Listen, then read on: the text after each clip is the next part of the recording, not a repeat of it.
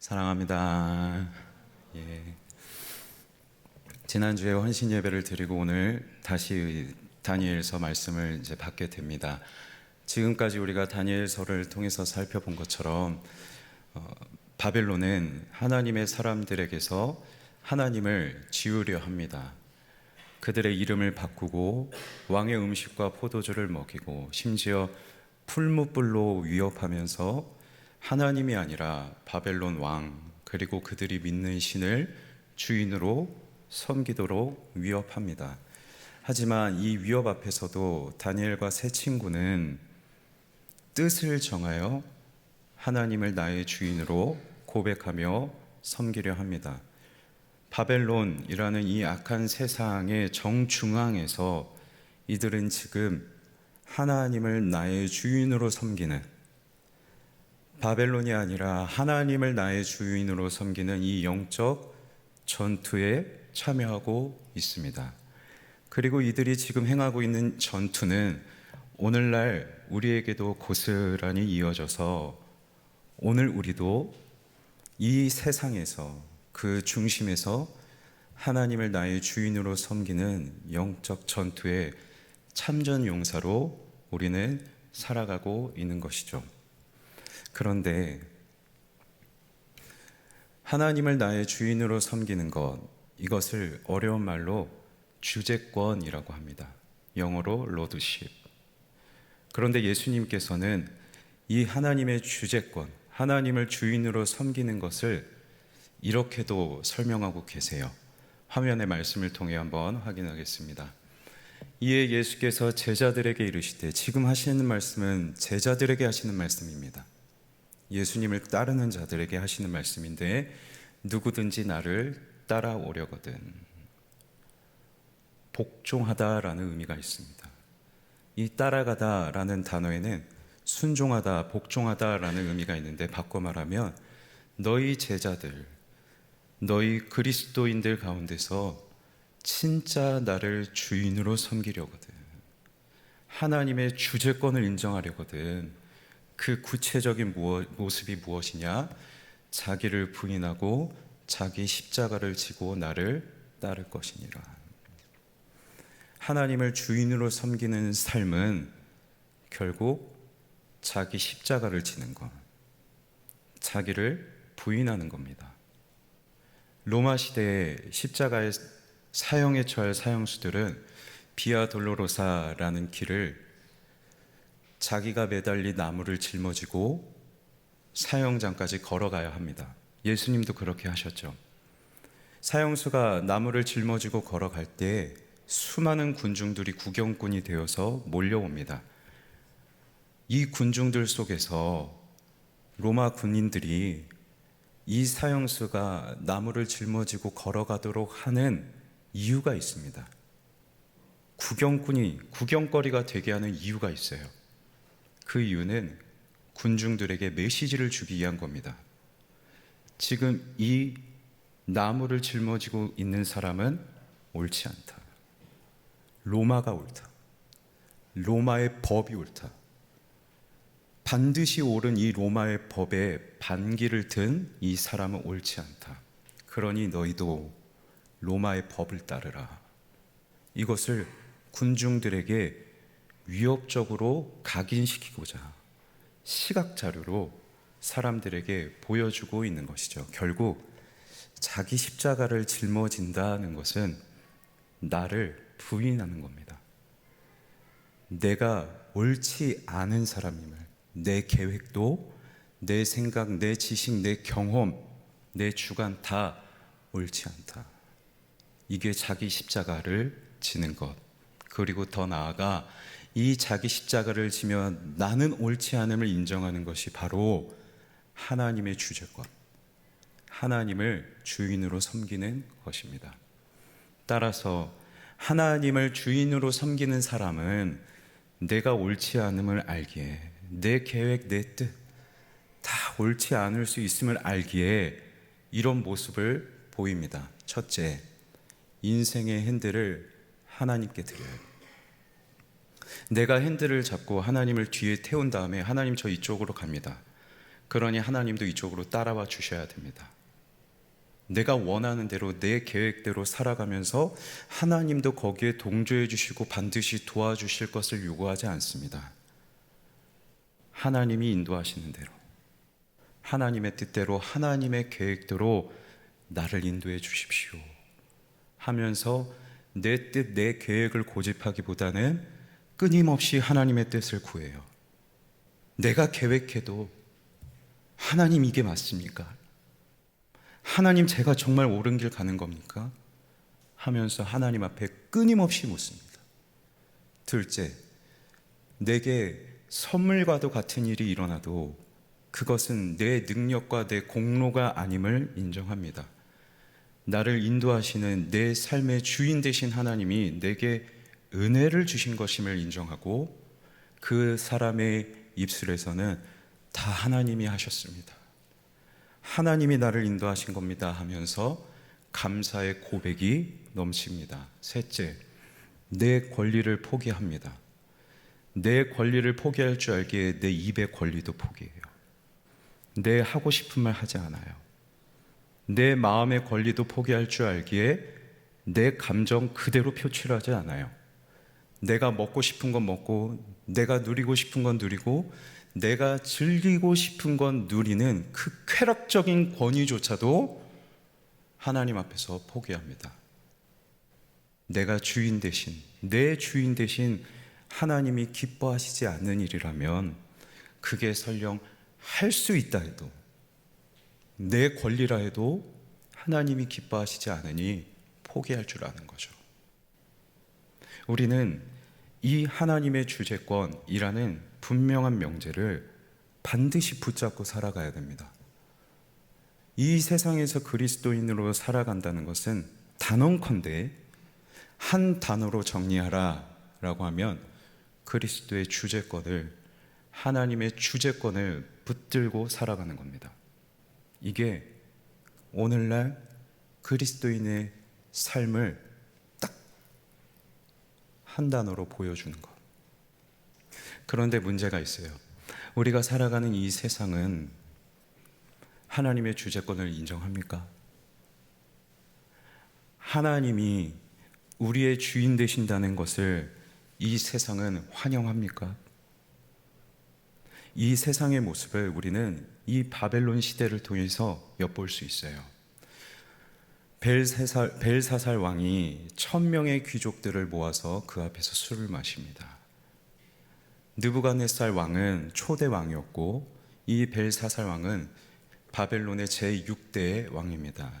이 시기는 다니엘이 80대, 86세라는 이제 노년의 시기에 접어들었던 시기이기도 합니다.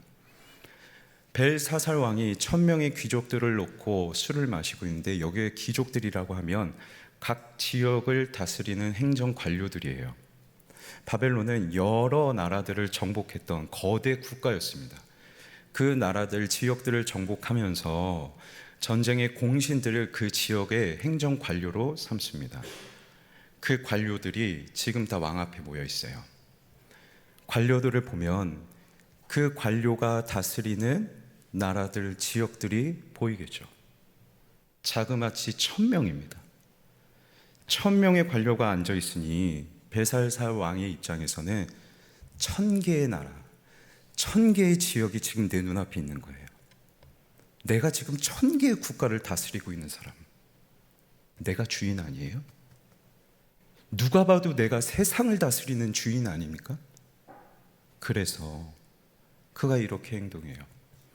선대왕 느부갓네살 왕이 일전에 예루살렘을 침략해서 뺏어왔던, 탈취해왔던 성전의 금 그릇들을 다 가져오라고 명령합니다. 그리고 그곳에서 술을 따라 마십니다. 하나님 앞에 제사 드릴 때, 예배 드릴 때 사용하는 도구인 그 그릇들을 가지고 와서 술잔으로 전락시켜버려요. 하나님은 내 술잔밖에 되지 않는 죽은 신, 패배한 신. 나는 하나님의 것을 뺏었지만 하나님은 지금 내가 술잔으로 사용해도 나에게서 결코 빼앗지 못해요. 하나님을 능멸합니다. 그리고 도리어 금, 은, 쇠, 구리와 같은 죽어 있는 것들을 찬양해요.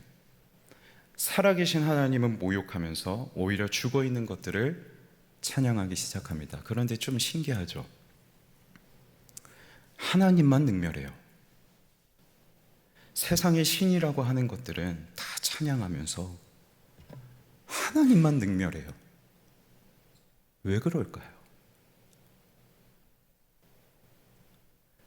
이 세상에 숭배하는 우상들은 다 자기들이 주인이라고 하지 않습니다.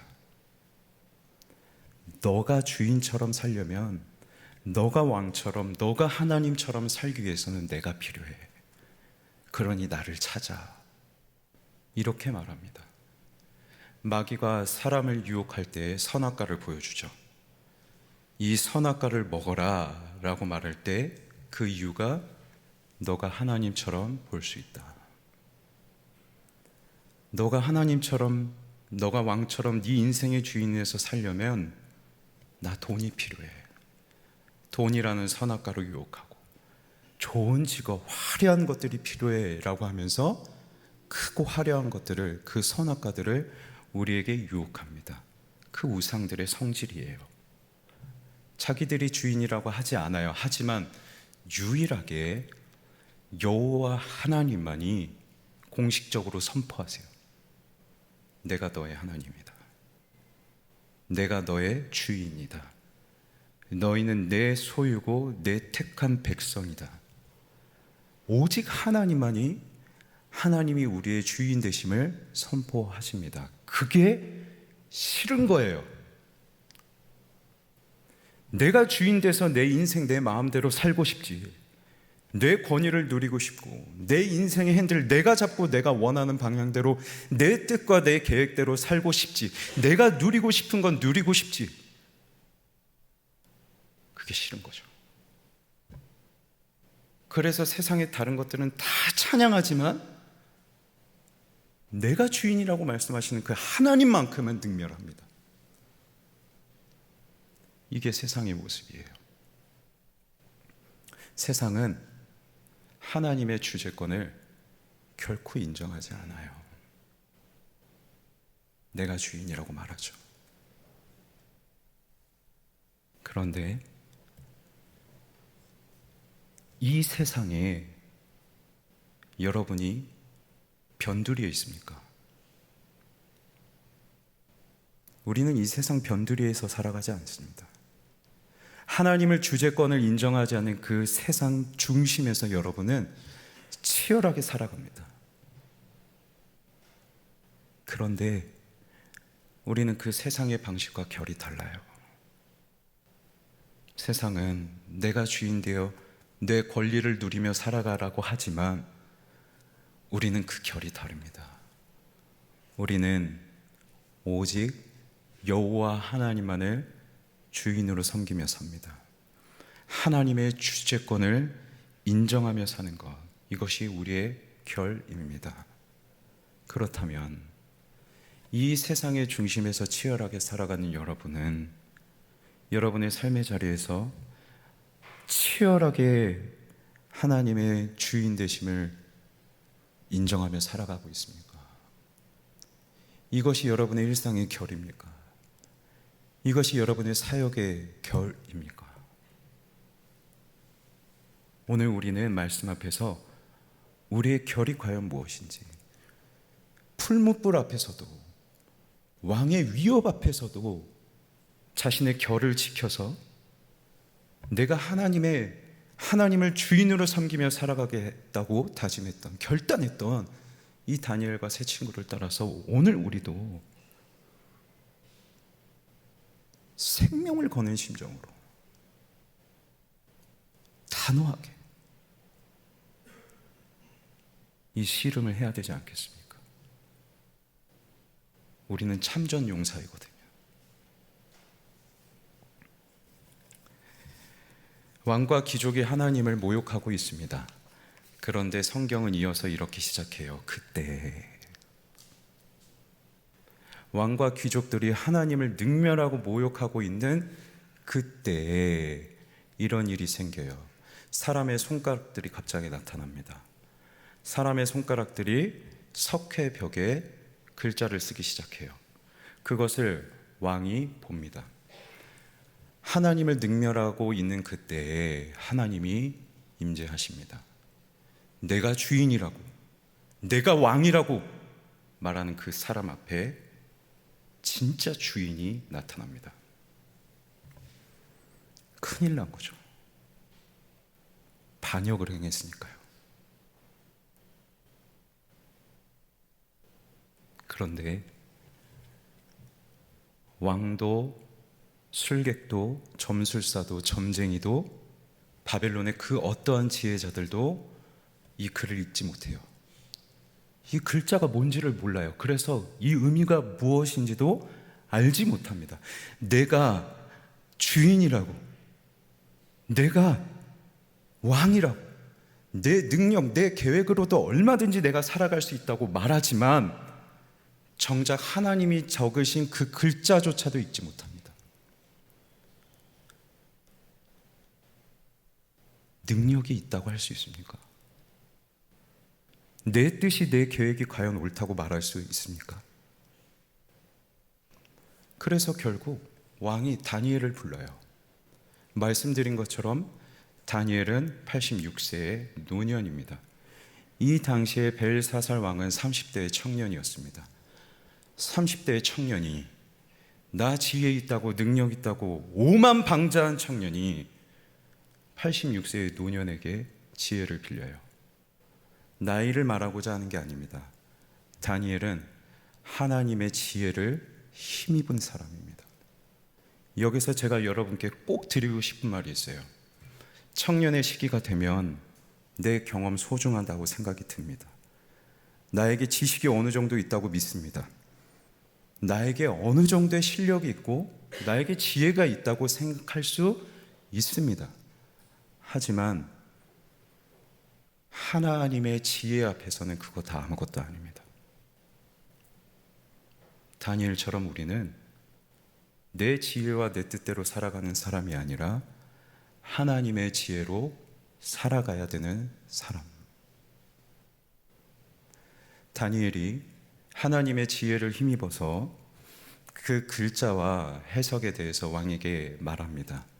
그 문장이 무엇이고 의미가 무엇인지 정리해 보았는데 화면을 통해 한번 확인하시죠. 메네메네 데겔 우바르신 이라는 문장입니다. 메네는 계산하다라는 뜻을 가지고 있어요. 하나님이 계산하고 또 계산하세요. 메네 반복 강조하고 계십니다. 하나님이 계산하셨대요. 무엇을요? 왕의 나라의 시대를 세워보다.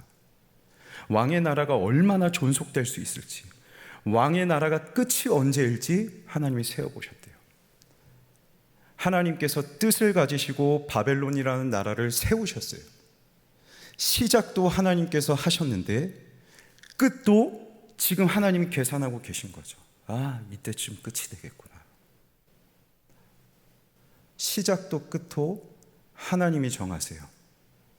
하나님이 진짜 온 우주의 주인이심을 보여주고 계시죠.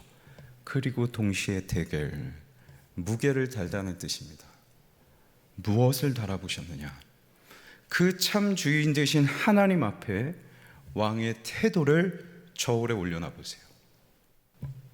하나님이 참 주인이시고 바벨론의 나라를 시작하게 하셨고 강대국이라는 그 영광도 주셨지만 왕의 태도를 보니 내가 주인이에요.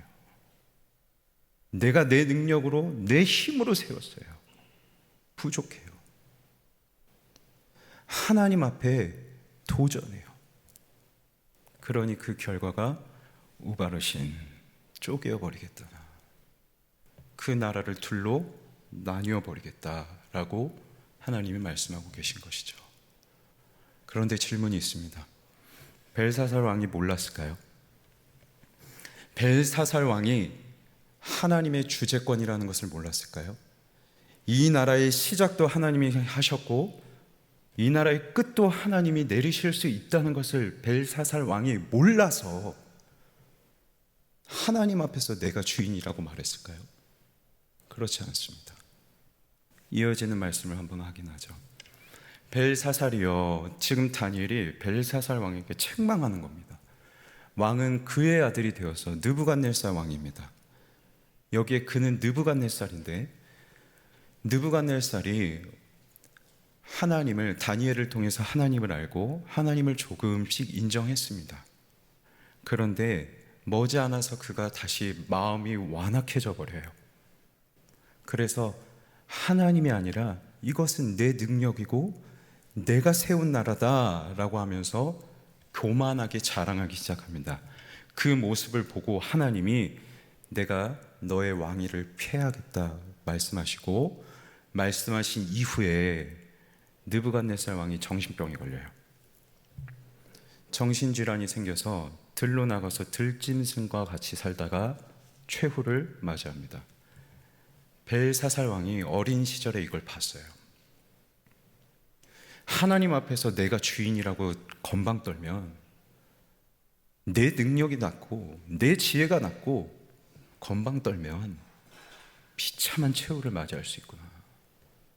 다 알았어요. 봤어요. 그런데 다 알고도 아직도 마음을 낮추지 아니하고 도리어 자신을 하늘의 주제보다 높이며, 다 알면서도, 누구에게 주제권이 있는지 다 알면서도 끝까지 아직도 하나님 앞에서 자기 마음을 낮추지 않습니다. 청년 여러분, 우리도 압니다.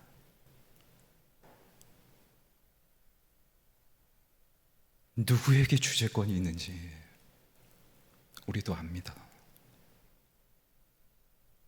하지만 아직도 우리의 삶에서 하나님을 주인으로 섬기고 있는 삶이,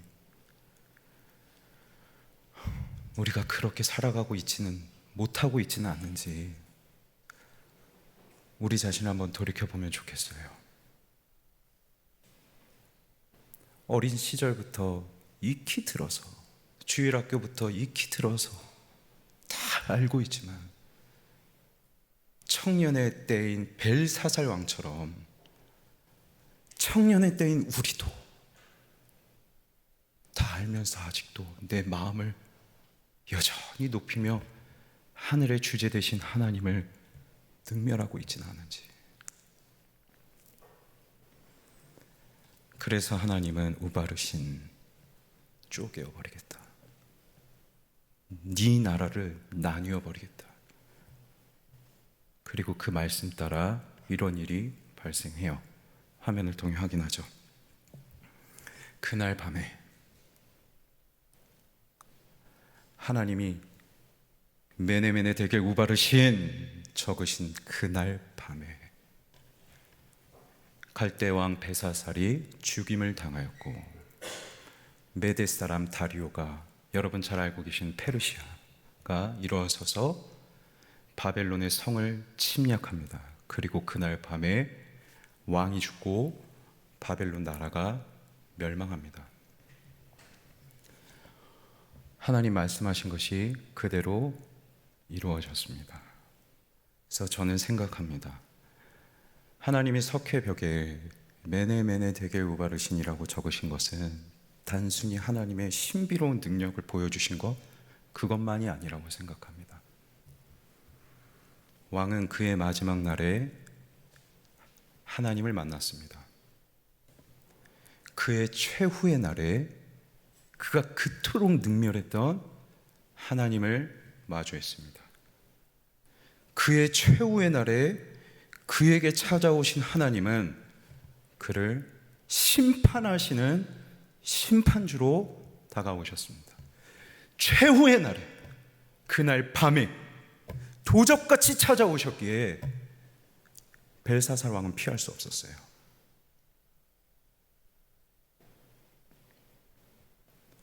심판주가 오셔서 적으셨어요. 너의 죄는 이거다. 메네 데겔, 유죄다. 내가 그래서 너에게 판결을 내리겠다. 너가 죽고 너의 나라가 망할 것이다. 형량을 선고하시죠. 하나님께서 석회벽에 적으신 이 글은 판결문이에요. 그리고 구약의 이 사건은 신약 시대를 살아가는 우리에게 그림자이자 모형이 되어서 오늘날 이 세상의 마지막 모습을 우리에게도 보여줍니다. 바벨론과 벨사살 왕이 끝까지 하나님에게 다 알고도 아직도 하늘의 주제 하나님을 인정하지 않았던 것처럼 오늘날 우리가 살아가는 이 세상도 끝까지 하나님의 주재권을 인정하지 않습니다. 끝까지 하나님의 주재권을 향해서 내가 주인으로 살아가야 된다고 도전할 겁니다. 노아 시대 때 하나님께서 비로 다스리신다고 말씀하셨지만 비가 턱 밑까지 차오를 때까지도 술에 취해서 자기 마음껏 살아갔던 사람들처럼 하나님께서 9가지 재앙을 내리셨지만 정작 장자를 치시는 그 마지막 재앙을 내리기 직전까지도 하나님을 향하여 마음을 완악하게 먹었던 바로 왕처럼 세상은 끝까지 하나님의 주인 되심을 인정하지 않을 거예요. 끝까지 우리를 향해서 너가 주인으로 살아가야 된다고 도전할 겁니다.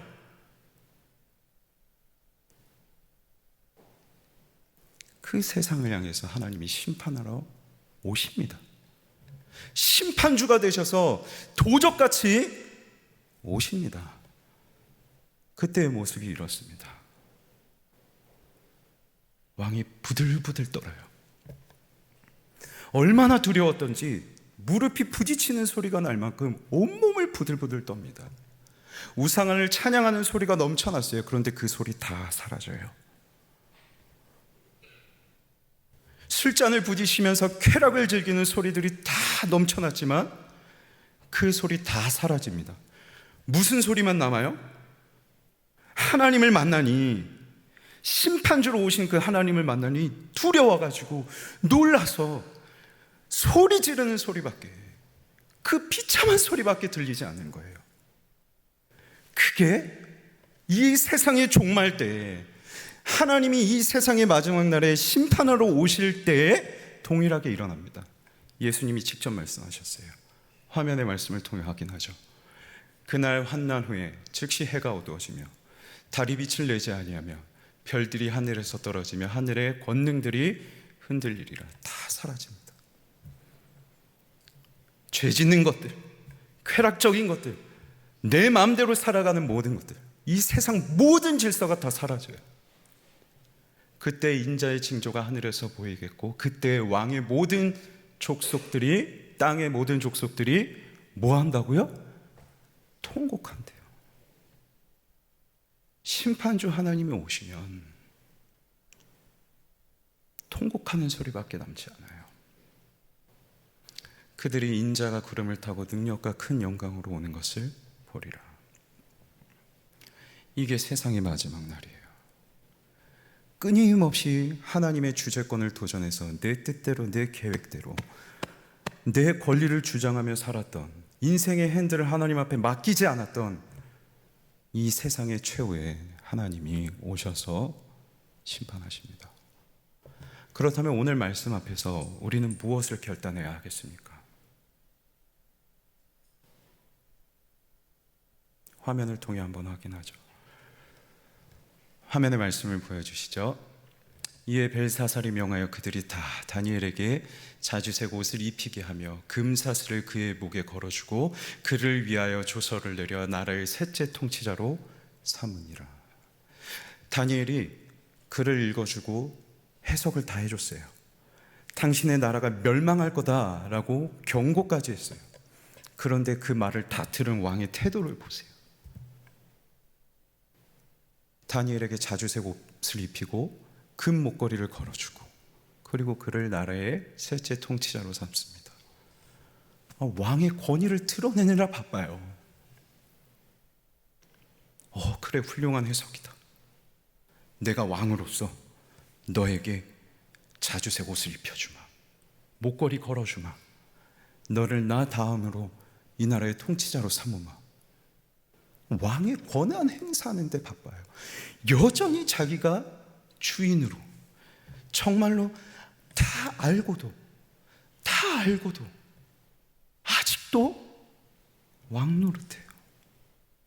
이게 전부예요. 정말로 하나님이 심판하실 것이라는 말을 들었으면 그 즉시로 엎드려야 되지 않겠습니까? 심판주로 오신 하나님을 마주했는데 엎드려야 되지 않겠어요? 통곡은 해요. 무서워서 부들부들 떨어요. 하지만 여전히 하나님 앞에서 나를 낮추지는 않아요. 이게 이 세상의 모습이라면, 말씀드린 것처럼 우리는 이 세상과 다른 결을 가지고 살아가는 사람이라면, 오늘 우리는 이 말씀 앞에서 무엇을 결단해야겠습니까?